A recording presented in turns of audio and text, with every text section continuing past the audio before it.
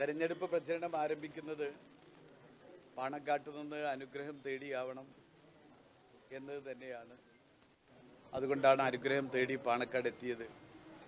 സാദിഖ് അലി തങ്ങൾ ഇന്നലെ ഹജ്ജിന് പുറപ്പെട്ടു. അതിനു മുൻപ് തങ്ങളുമായി സംസാരിച്ചിരുന്നു.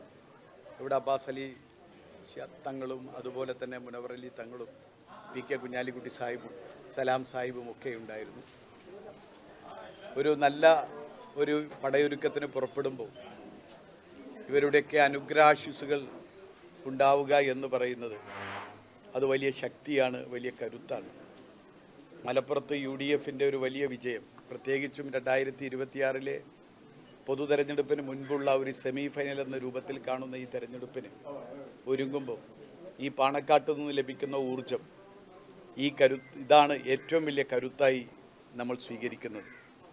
അതുകൊണ്ട് തന്നെയാണ് തെരഞ്ഞെടുപ്പ് പ്രചരണത്തിൽ ഇറങ്ങുന്നതിന് മുൻപ് അനുഗ്രഹം തേടി ഇവിടെ പാണക്കാട് എത്തിയത്.